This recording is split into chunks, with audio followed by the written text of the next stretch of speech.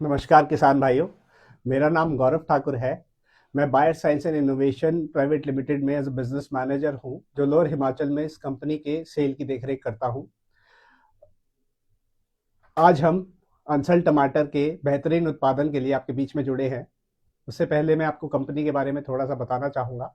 Buyer science and innovation एक सब्जी की कंपनी है जो बायर क्रॉप साइंस का हिस्सा है। बायर क्रॉप साइंस इस बीजों के अलावा अपना फार्मेसी, एग्री इनपुट और हर तरह के बीज फार्मर के लिए उपलब्ध करवाती है। यह एक बड़ी मल्टीनेशनल कंपनी है जो पिछले 127 सालों से भारत में कार्यरत है। जो हमारा उद्देश्य है अंसल बीज से बेहतरीन उत्पादन का, उसके लिए हमारे साथ मौजूद हैं डॉक्टर दिनेश कर्नाटका जी, जो हमारी कंपनी में एज एन एग्रोनॉमिस्ट हैं और पिछले 14 वर्षों से इस कंपनी में अपनी सेवाएं दे रहे हैं। तो सबसे पहले मैं डॉक्टर साहब आपसे यही जानना चाहूँगा कि इस बीच में ऐसा क्या है कि ये हिमालय क्षेत्र के किसानों की पहली पसंद बन गया है। धन्यवाद गौरव जी। और सभी किसान भाइयों एवं बहनों को बहुत बहुत नमस्कार और आपका इस फेसबुक लाइव में स्वागत है। आज हमारा उद्देश्य यही है कि हम सरल भाषा में अंसल टमाटर के सही रखरखाव की जानकारी दे सकें, जिससे कि फार्मर इससे भरपूर अपना उत्पादन ले सके। और यहाँ मैं सभी हिमालय क्षेत्र के विशेषकर किसानों को बधाई देना चाहूँगा। पिछले 3-4 महीनों से हम मौसम की मार झेल रहे थे, काफ़ी सूखा था और इस बीच बारिश पड़ी है, बर्फबारी हुई है। तो उम्मीद है कि आने वाला समय हमारी कृषि के लिए बहुत अच्छा रहेगा। इस सब के लिए आपको बहुत बहुत धन्यवाद। जहाँ तक अंसल टमाटर की हमारी बात है, अंसल टमाटर पिछले 5-6 वर्षों से किसान अपना रहे हैं और पूरे हिमालय क्षेत्र में फार्मर्स ने इसको अपनाया है, जिसे हम बोलते हैं एफडीएस यानी कि फ्रेश डिटर्मिनेट सैलिडेट या छुआरा नुमा टमाटर, इसे आम बोलचाल की भाषा में बोला जाता है। इस तरह का शेप वाला टमाटर है और पिछले कई वर्षों से फार्मर को एक ऐसे टमाटर की तलाश थी जो ना केवल भरपूर उत्पादन उनको दे सके, यहाँ तक कि उसका जो मंडीकरण है दूरस्थ मंडियों तक भी हम उसको पहुंचा सकें। तो अंसल ने इस डिमांड को फार्मर्स की पूरा किया, इसलिए ही ये फार्मर की पहली पसंद बना है और आगे भी उम्मीद है फार्मर इसको यूं ही प्यार देते रहेंगे। अगर हम इसकी विशेषताओं की चर्चा करें तो अंसल, सबसे पहले इसके पौधे की संरचना अगर हम देखेंगे तो एक ये मजबूत पौधा है जिसमें ब्रांचेज आती हैं। इस वजह से इसमें क्या है, ज़्यादा फूल लगते हैं और ज़्यादा उसका फल उत्पादन होता है। साथ ही जो इसका टमाटर है वह एक ठोस और कड़क टमाटर है जिसमें मोटा छिलका होता है। इससे जो टमाटर की शेल्फ लाइफ है वो भी लंबी होती है। और साथ ही इसका जो मंडीकरण है, अगर फार्मर इसको दूर की मंडी में भेजते हैं, जैसे कि जून और जुलाई के महीने में बहुत ज़्यादा टेम्परेचर रहता है, उस समय पर भी यह मंडी में पहुंचने के बाद भी कड़क और ठोस बना रहता है। तो ये एक विन विन सिचुएशन है फार्मर के लिए भी, जो खरीदार है जो खरीद कर मंडी पहुंचा रहा है उसके लिए भी, और जो यूजर है जो अपने फ्रिज में इसको टमाटर को रखेगा, बाद में उपयोग करेगा, तो वो लंबे समय तक अपना टमाटर को स्टोर कर सकते हैं।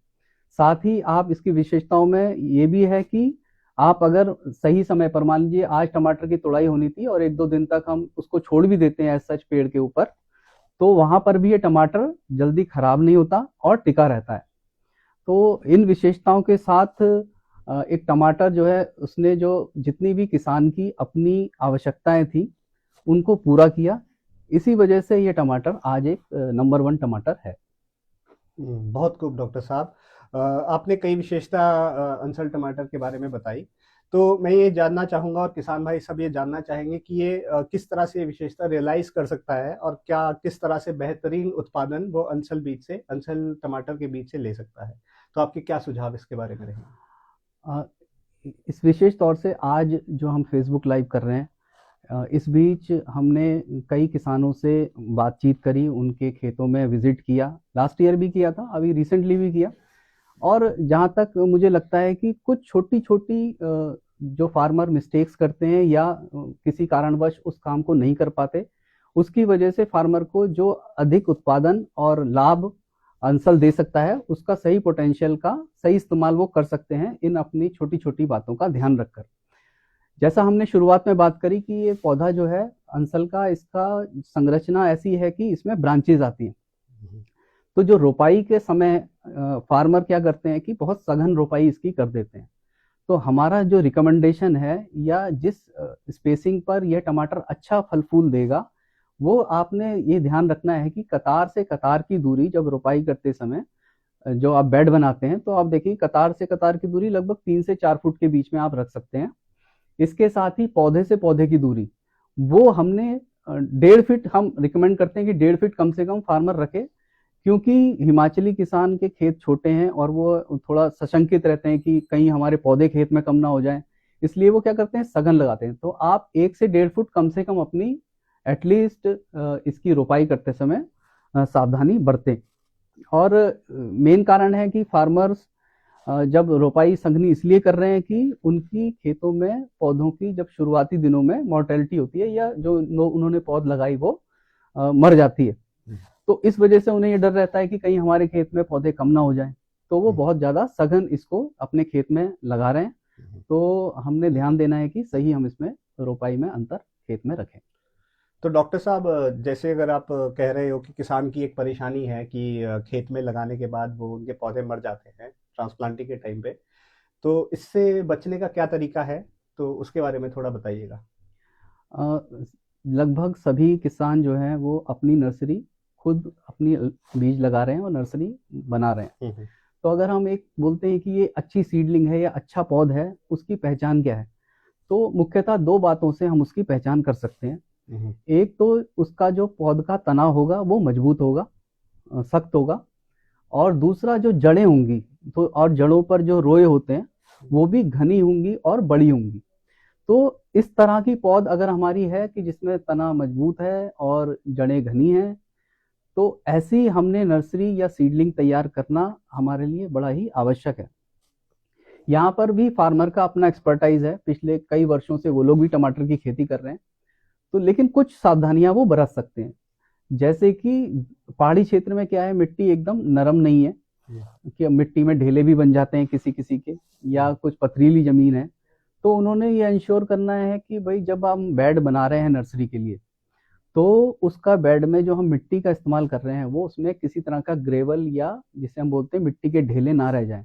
इसके लिए क्या कर सकते हैं कि जो हम ऊपरी परत अपनी बेड के ऊपर बनाएंगे, चढ़ाएंगे मिट्टी की, उसको मिट्टी छान कर या बारीक एकदम भुरभुरी बनाकर ही उसके ऊपर हमने रखना है, क्योंकि बीज को जमने के लिए, बीज बहुत छोटा है टमाटर का और नाजुक है, तो इसको जमने के लिए भाई ऐसा भी ना हो कि ऊपर ढेले हो मिट्टी के बेड के ऊपर या फिर वो जमीन सख्त हो। तो इस चीज का एक ख्याल रखें। दूसरा, इसके साथ जब टमाटर की सोइंग करते हैं, बीजों की बिजाई कर रहे हैं, उस समय लाइनों में बिजाई करें आप। जो बेड की चौड़ाई आपने बनानी है लगभग 1 मीटर के आसपास आप अपनी बेड की चौड़ाई रखें, उससे ज्यादा ना रखें, क्योंकि फिर उसमें क्या है, ऑपरेट करने में उसमें दिक्कत होती है। इस वजह से लगभग 1 मीटर उसकी बेड की चौड़ाई रखनी है, उस पर लाइनें खींचनी है और फिर बिजाई करनी है। इसमें एक बात और ध्यान देने योग्य है कि बिजाई एक बहुत महत्वपूर्ण, पूरे खेती में बहुत महत्वपूर्ण समय है। यहाँ पर आपने थोड़ा संयम रखना है, और उसके साथ साथ अगर आप लेबर लगा रखी है या खुद भी कर रहे हैं, थोड़ा समय देना है बिजाई करते समय कि हम एक एक बीज को अलग अलग गिरा सकें। तो लगभग अगर हम 2 बीजों के बीच में 2 सेंटीमीटर का अंतर अगर रख पाए, तो उस केस में क्या है कि पौधे को बढ़ने के लिए पर्याप्त जगह मिलती है। तो इस तरह से बिजाई करें। इसके बाद सिंचाई भी उतनी ही आवश्यक है कि अत्यधिक सिंचाई जो है वो पौध के लिए नुकसानदायक है, उसकी जड़ों का विकास संपूर्ण रूप से नहीं हो पाता है। इसलिए जब सिंचाई करनी है तो आप हल्के हाथ से जितना आवश्यक है केवल उतनी ही सिंचाई करें। उससे क्या होगा कि जड़ों का जो फैलाव है नीचे की तरफ ज्यादा होगा। इसके साथ साथ कीट और बीमारियों का हमने ध्यान अपनी नर्सरी में भी रखना है, क्योंकि जो ये सकिंग पेस्ट हैं या जो चूसक कीड़े हैं, ये आपकी नर्सरी में भी नुकसान पहुंचा सकते हैं, जिसका जो आपको असर है वो हो सकता है कि सीडलिंग में देखने को ना मिले, लेकिन आपको खेत में ट्रांसप्लांटिंग के बाद उन चूसक कीड़ों से संबंधित बीमारियां या जो वायरस रोग हैं वो आपको अपने खेतों में दिख सकते हैं। तो इसके लिए आप इमिडाक्लोप्रिड जैसी दवाई का इस्तेमाल कर सकते हैं, जो आप आपके चूसक कीटों के लिए सहायक होगी। इसके साथ साथ कमरतोड़ बीमारी खेत में अपनी नर्सरी में आने की बहुत संभावना होती है। उसके लिए आप बायर कंपनी का ही एलिएट है, वो लगभग 3 ग्राम प्रति लीटर की दर से उसकी ड्रेंचिंग कर सकते हैं। तो ये सावधानियां आप अपनाएं। और इसके साथ एक महत्वपूर्ण कार्य पूरी सीडलिंग स्टेज में होता है, वो है जिसको हम बोलते हैं हार्डनिंग। हार्डनिंग यानी कि जो पौधे के तना है उसको सख्त बनाने की प्रक्रिया है। तो इसमें पानी का विशेष महत्व है। जिस समय आपकी ट्रांसप्लांट या आपकी सीडलिंग रेडी हो, उससे लगभग 1.5 से 2 हफ्ते पहले आपने उसको पानी को रोकना है। नर्सरी में ज़्यादा पानी नहीं देना, और जब पौधा पानी की डिमांड करता है उस समय पर ही आपने उसकी अपनी नर्सरी की सिंचाई करनी है। इससे क्या होगा कि जो पौधे के तने हैं उनका सख्त होने की प्रक्रिया आरंभ हो जाएगी। और अगर ऐसा सीडलिंग आप अपने खेत में ट्रांसप्लांट करते हैं तो आप ये इंश्योर कर सकते हैं कि आपके खेत में जो मोर्टेलिटी है या पौधे के मरने की संभावना है पहले 1 से 2 दिन में रोपाई के बाद, वो कम से कम होगी। तो इस तरह से आप अपनी नर्सरी का थोड़ा देखभाल जरूर करें। बहुत खूब डॉक्टर साहब, इससे बात समझ में आई कि नर्सरी मैनेजमेंट सबसे महत्वपूर्ण एक स्टेप है टमाटर के खेती के लिए। तो आशा है किसानों ने ये समझा होगा और अच्छी नर्सरी बनाने के लिए वो कार्यरत रहेंगे। साथ में डॉक्टर साहब, नर्सरी के बाद एक बात कही जाती है कि खाद, जिस तरह के जितने अच्छे बीज है उतनी अच्छी उसको खाद प्रबंधन चाहिए। तो मैं आपसे जानना चाहूँगा कि आप अपने हमारे किसानों के साथ जो अंचल बीज है इसमें किस तरह से खाद प्रबंधन किया जाए, ये जानकारी साझा करें। ये एक बड़ा महत्वपूर्ण विषय है कि हम न्यूट्रिशन कितना दें और कब दें। क्योंकि आप टमाटर की फसल क्या है, ये भी एक मल्टी पिकिंग क्रॉप है कि एक बार फल उत्पादन शुरू होता है तो लगातार हम समय समय पर हमने फलों की तोड़ाई करनी पड़ती है।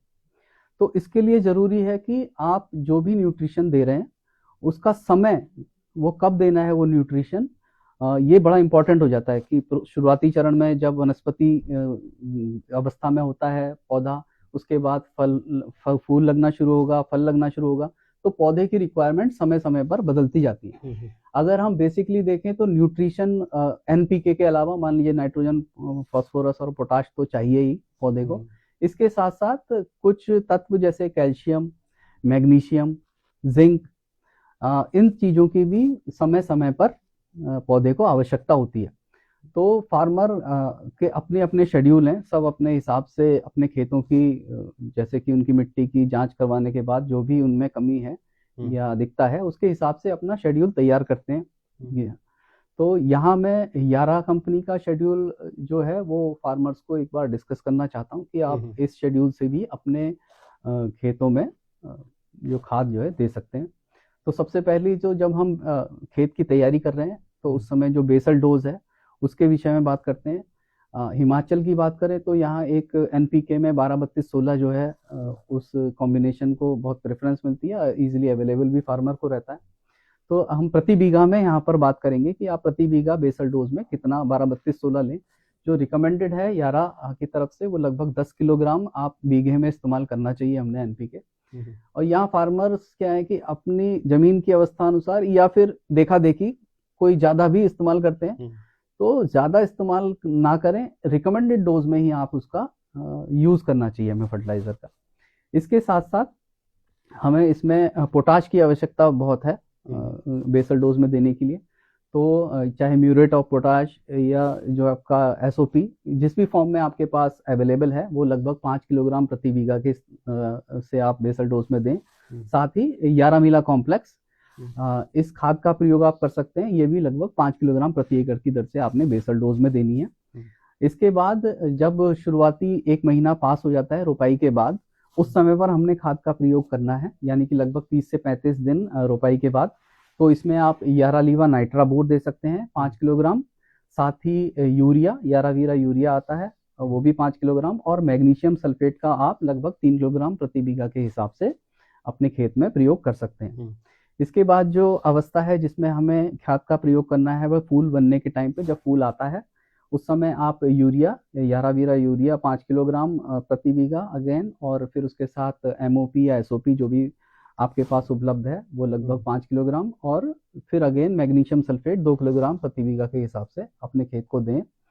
फिर फल के विकास के समय हमें खाद की आवश्यकता है क्योंकि फूल से फल बन रहा है। यहाँ पर भी हमको नाइट्राबोर 5 किलोग्राम प्रति बीघा, साथ ही यूरिया और एमओपी, जैसे पहले हमने बताया उसी प्रयोग से हम कर सकते हैं। और विशेष तौर से मैं फिर यहाँ रिपीट करूंगा कि टमाटर जो है मल्टी पिकिंग क्रॉप है।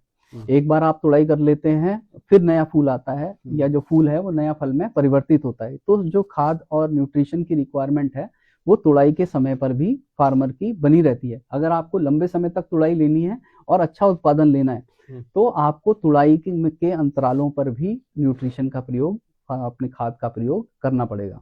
तो इसके लिए हर प्रत्येक 2 तुड़ाई के बाद आप इसमें क्या कर सकते हैं, 11 मिला कॉम्प्लेक्स जो है 5 किलोग्राम प्रति बीघा, साथ ही नाइट्राबोर और यूरिया और एमओपी ये भी लगभग 5 किलोग्राम प्रति बीघा की दर से अपने खेत में प्रयोग कर सकते हैं।